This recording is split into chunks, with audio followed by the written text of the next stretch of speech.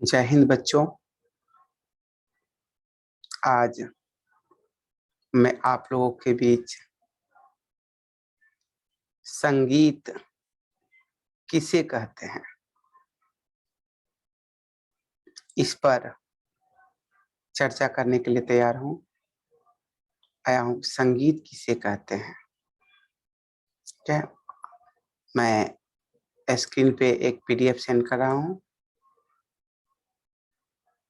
लगभग सभी लोगों को दिख रहा होगा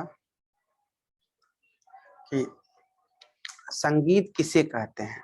ठीक है, अब देखिए संगीत शब्द के संगीत शब्द गीत में सम उपसर्ग के लगाने से बना है। ठीक है, सम उपसर्ग, उपसर्ग और प्रत्यय आप लोग हिंदी व्याकरण में पढ़ चुके होंगे।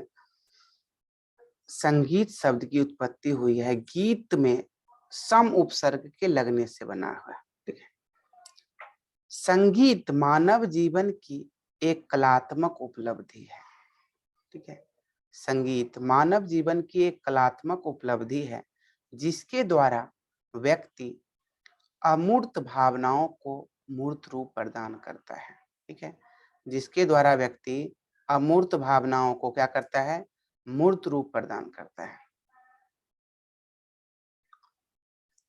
अमूर्त भावनाओं को मूर्त रूप प्रदान करता है किसके द्वारा, संगीत के द्वारा, जिसके द्वारा व्यक्ति अमूर्त भावनाओं को मूर्त रूप। आप मान लीजिए कोई भी गीत या बंदिश हम गाते हैं, तो जैसे आप भजन गाए, तो भजन जब हम गाते हैं तो श्रोताओं के सामने क्या होता है कि एक जैसे जिस भगवान राधा से संबंधित हो, कृष्ण से संबंधित हो, राम सीता जो भी हो भजन, तो जिनसे संबंधित होता है तो वो क्या होता है कि सामने वाला जो श्रोता होता है उस भगवान को ऐसा लगता है, प्रतीक होता है कि मेरे सामने वो भगवान जी खड़े हैं।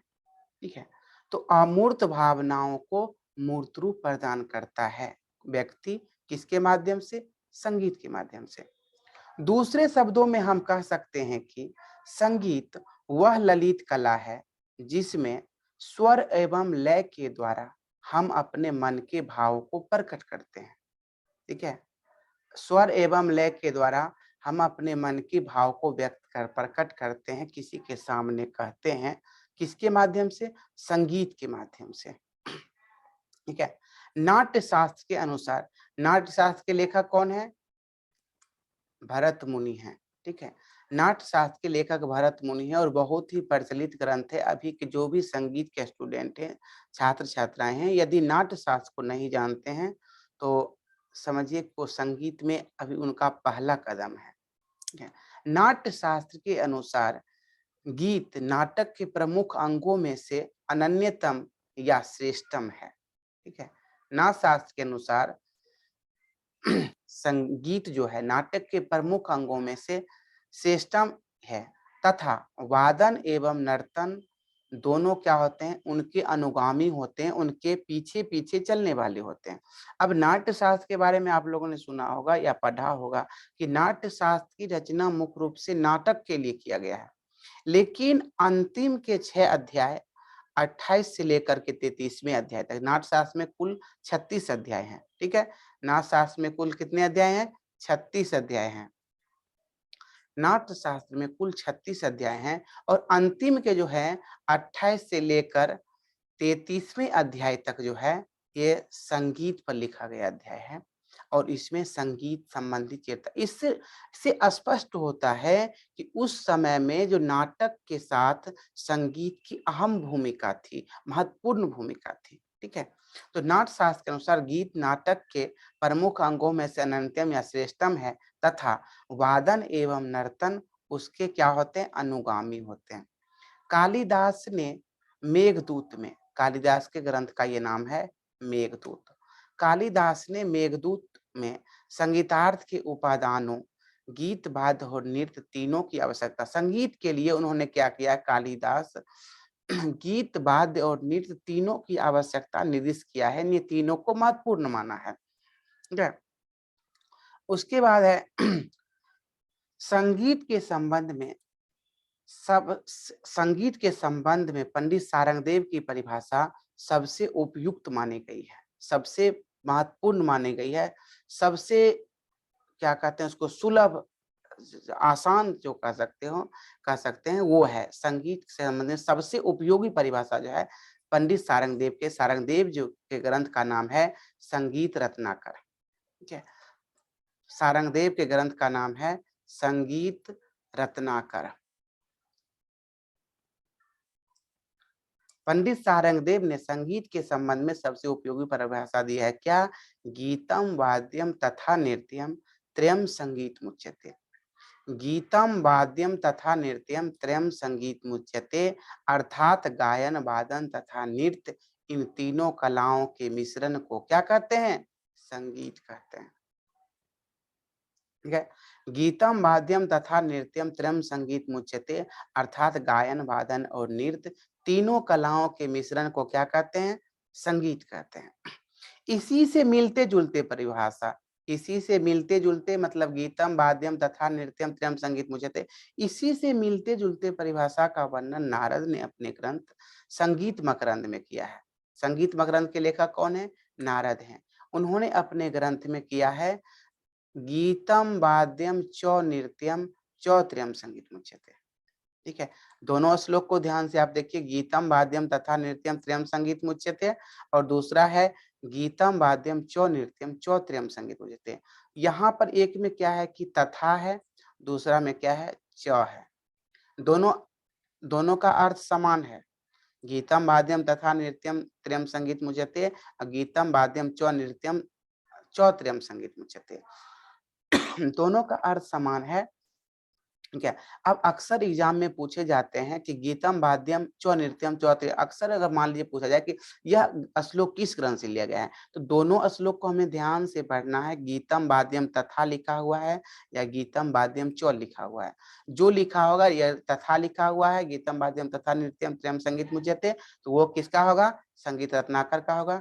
गीतम वाद्यम च नृत्यम च त्रयम संगीत मुच्यते यदि ये लिखा हुआ है, ये किसका होगा? ये संगीत मकरंद का होगा। ठीक है, ठीक है। गायन वादन एवं नृत्य में से गायन को सर्वश्रेष्ठ महत्व दिया गया है। गायन वादन एवं नृत्य में से सर्वश्रेष्ठ महत्व किसको दिया गया है? गायन को दिया गया है। उसके बाद वादन एवं उसके बाद नृत्य की प्रधानता होती है, यानी सबसे महत्वपूर्ण है गायन, उसके बाद वादन, और सबसे अंत में क्या है? नृत्य की प्रधानता दी गई है। ठीक है, गायन सबसे अधिक आप पूछे कि गायन वादन नृत्य तीनों में सबसे अधिक प्रधानता किसे दी गई है, तो गायन को, उसके बाद वादन को, उसके बाद नृत्य को, यानी गायन वादन और नृत्य तीनों में से सबसे अधिक प्रधानता किसे दी गई है? गायन को प्रधानता दी गई है। क्लियर? ध्वनियां, आगे हम संगीत की परिभाषा की ओर बढ़ते हैं। तो ध्वनियां जब विशेष क्रम के साथ आरोह अवरोह करे तो उससे उत्पन्न ध्वनि को क्या कहते हैं? संगीत कहते हैं। ध्वनियां जब विशेष क्रम के साथ आरोह अवरोह करें, विशेष क्रम क्या होता है? जैसे सारे गामा पधा निशा, ये विशेष क्रम हुआ। अब सागा रेमा गापा माधा, ये भी विशेष क्रम हुआ। सागा रे रेमा गा गापा मा माधा पा, ये भी विशेष क्रम हुआ। इस प्रकार जितना भी हम अलंकार गाते, एक निश्चित क्रम होता है इसमें। ठीक है, तो एक निश्चित क्रम में या विशेष क्रम में यदि आरोह अवरोह करे तो उससे जो उत्पन्न ध्वनि होती है उसको क्या कहते हैं? संगीत कहते हैं। चेष्टा ने नाट्य को जन्म दिया। चेष्टा किसे कहते हैं? हाव भाव। ठीक है, हमारे अंदर एक हाव भाव करने की कैपेसिटी है। अब हम ऐसे मतलब हाथ हिलाएंगे, ऐसे करेंगे, ऐसे सजेंगे, ऐसे ये करेंगे, अपने आप को सजाएंगे, तो ये क्या हुआ? ये चेष्टा हुआ। अपने अब हाव हाथ हिलाना ये चेष्टा, चेष्टा ने किसको जन्म दिया? नाट्य को जन्म दिया। चेष्टा ने नाट्य को जन्म दिया। देखें, और ध्वनि अथवा नाद से भाषा, चेष्टा ने नाट्य को जन्म दिया, और नाट्य से ही भाषा की ध्वनि की उत्पत्ति कैसे? ध्वनि अथवा नाद, ध्वनि और नाद समानार्थी है। नाद से भाषा की उत्पत्ति हुई, और नाद और भाषा इन दोनों को मिला करके किसकी उत्पत्ति हुई? इन दोनों को मिलाकर संगीत की सृष्टि हुई, उत्पत्ति हुई, निर्माण हुआ या तो जन्म हुआ। ठीक है, कविता शब्दों के रूप में संगीत है। कविता जो है वो शब्दों के रूप में क्या है? संगीत है। आप मान लीजिए कविता कोई भी है, कविता में एक निश्चित छंद, एक निश्चित लय होता है जो पढ़ने, अब जैसे कि आप लोग सुने होंगे कवि सम्मेलन। कवि सम्मेलन क्या पढ़ा जाता है कविता, लेकिन उसमें भी एक लय है, ताल है, छंद है, सब कुछ है। तो कविता शब्दों के रूप में संगीत है और संगीत स्वर के रूप में क्या है? कविता है। किसी को नोटेशन मान लीजिए लिखा हुआ है, नहीं मालूम है कि सा किसे का सा कितना ऊंचाई पर, तो उसको क्या एक शब्द में हम पढ़ते जाएंगे, तो वो क्या हुआ? एक प्रकार का कविता हो गया। ठीक है, ऊपर करें। प्राचीन काल में संगीत के दो प्रकार प्रचलित थे। प्राचीन काल में संगीत के कितने प्रकार प्रचलित थे? दो प्रकार प्रचलित थे, जिसे मार्गी संगीत और देसी संगीत कहा जाता था। प्राचीन काल में संगीत के कितने प्रकार प्रचलित थे? तो दो प्रकार प्रचलित थे, जिसे क्या कहा जाता था? मार्गी संगीत और देसी संगीत कहा जाता था। ठीक है, जिस संगीत के माध्यम से, आप मार्गी संगीत किसे कहते हैं? उसका यहाँ पर परिभाषा है, जिस संगीत के माध्यम से मनुष्य को मार्ग अर्थात मोक्ष की प्राप्ति होती है। ठीक है, जिस संगीत के माध्यम से, जिस संगीत के द्वारा मनुष्य को मार्ग अर्थात मोक्ष की प्राप्ति होती है, उसे क्या कहा जाता है? उसे मार्गी संगीत कहा जाता है। क्लियर? इसकी तुलना जो की गई है वो सामगान से किया गया है। किस संगीत की तुलना सामगान से किया गया है? मार्गी संगीत की तुलना किससे किया गया है? सामगान से किया गया है। अब सामगान क्या होता है? यहाँ पे हम आगे सब कुछ आप लोग को जितना भी सवाल होगा, हम कोशिश आगे जब हम क्लास आगे का वीडियो हम जब बनाएंगे तो उसमें सब धीरे-धीरे सब समस्या का, आप जितना भी समस्या हो सभी का हम समाधान करने की कोशिश करेंगे। सामगान वैदिक ऋचाओं का जो गायन किया जाता था, ऋग्वेद की ऋचाओं का गायन किया जाता था, किसके? यज्ञों के अवसर पर, तो उस गायन को क्या कहा जाता था? सामगान कहा जाता था। इसे स्तोत्र गान भी कहा जाता है। तो इसकी तुलना सामगान से किया गया है। जिस प्रकार जिस संगीत का गायन, दूसरा हम देसी संगीत की ओर चल रहे हैं, तो जिस संगीत का गायन सामान्य लोगों के द्वारा मनोरंजन के उद्देश्य से किया जाता था, सामान्य लोगों के द्वारा मनोरंजन के उद्देश्य से किया जाता था, तो उसे क्या कहते थे? उसे हम देसी संगीत कहते हैं। ठीक है, सामगान का यज्ञों के अवसर पर किस संगीत का गायन किया जाता था? मार्गी संगीत का, जिसे सामगान कहा जाता था। देसी संगीत का गायन क्या? सामान्य लोग, तो शादी विवाह उस समय, अब अभी के शादी विवाह उस समय भी हो रही होगी, होती होगी, तो उस समय भी शादी विवाह मुंडन, ये जो संस्कार होता है मनुष्य के जीवन में, 16 संस्कार हैं, उसके अवसर पर जो मनोरंजन के उद्देश्य से, शादी विवाह में हम लोग भी नृत्य गीत का आयोजन करते हैं, उसका उद्देश्य क्या रहता है? मनोरंजन करना, इसके अलावा कोई उद्देश्य नहीं रहता है। तो शादी विवाह के अवसर पर हम जिस संगीत का गायन उस समय किया जाता था मनोरंजन के उद्देश्य से, उसे क्या कहा जाता था? उसे देसी संगीत कहा जाता था। ठीक है, देसी संगीत को नराशंसी संगीत कहते हैं। नराशंसी मतलब लोगों का, नर मतलब लोग होता है, लोगों का संगीत कहा जाता था, सामान्य लोग यहाँ पर कर सकते हैं। ठीक है, नेक्स्ट है भारत काल में। थोड़ा दूर और आगे बढ़िए। प्राचीन काल और भरत काल, प्राचीन काल में बहुत पुराना हो गया। भरत काल में उत्तर, हाँ उत्तर प्राचीन काल कह सकते हैं उसको। पूर्व प्राचीन काल, उत्तर प्राचीन काल पर अब हम काल विभाजन जब पढ़ाएंगे तो प्राचीन काल को 3 भागों में बांटा गया है। प्राचीन काल, अति प्राचीन, इसको ये वैदिक काल, उसके बाद दूस, दूसरा है, सॉरी, भारत काल तीसरे में आता है। ठीक है, तो आदि आदि काल, उसके बाद वैदिक काल और फिर भरत काल। ठीक है, 3 आता है, आदि काल, वैदिक काल और भरत काल। तो भरत काल जो अंतिम प्राचीन काल का भाग है, तो भरत काल में क्या हुआ कि मार्गी संगीत और देसी संगीत दोनों का नाम बदल के रखा गया। मार्गी संगीत को क्या कहा जाने लगा?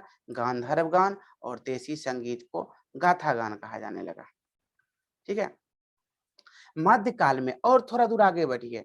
800 ईस्वी तक भरत काल माना जाता है। 801 ईस्वी से लेके उसके बाद जो हुआ तो इसी दोनों का नाम बदल के क्या हुआ, शास्त्रीय संगीत और उपशास्त्रीय संगीत कहा जाने लगा। ठीक है, शास्त्रीय संगीत के अंतर्गत आप सभी जानते होंगे ध्रुपद, ख्याल, तराना, चतुरंग आदि शैलियों का गायन किया जाता है। और उपशास्त्रीय संगीत के अंतर्गत उपशास्त्रीय संगीत के अंतर्गत ठुमरी, टप्पा, चैता, कजरी, होरी आदि अनेक विधाओं का गायन किया जाता था। ठीक है, आधुनिक काल में संपूर्ण भारत में मुख्य रूप से संगीत की दो पद्धतियां प्रचलित हैं। दो पद्धतियां प्रचलित हैं। संपूर्ण भारत में कितने संगीत की पद्धतियां प्रचलित हैं? दो पद्धतियां प्रचलित हैं। कौन कौन? तो उत्तर भारतीय हिंदुस्तानी संगीत पद्धति या उत्तर भारतीय संगीत पद्धति। ठीक है, हिंदुस्तानी संगीत पद्धति या उत्तर भारतीय संगीत पद्धति। दूसरा हो गया कर्नाटकी संगीत पद्धति या दक्षिण भारतीय संगीत पद्धति। हिंदुस्तानी संगीत पद्धति अभी हम लोग, अब मैं बिहार से हूँ, तो अभी हम लोग जो कि गायन करते हैं यहाँ पर, तो हम लोग हिंदुस्तानी संगीत पद्धति का गायन करते हैं। और कर्नाटकी संगीत पद्धति यानी दक्षिण भारत में जो संगीत की पद्धतियां प्रचलित हैं वो है कर्नाटकी संगीत पद्धति। अब हम इसका विस्तार करेंगे तो हिंदुस्तानी संगीत पद्धति अब इधर हो गया, कर्नाटकी संगीत पद्धति दक्षिण भारत में प्रचलित है। आज के क्लास में इतना ही। विशेष हम अगले वीडियो में ध्वनि पढ़ाएंगे। अगर आप लोग को अच्छा लगे तो प्लीज कमेंट कीजिएगा कैसा लगा। ठीक है, धन्यवाद आप लोगों को।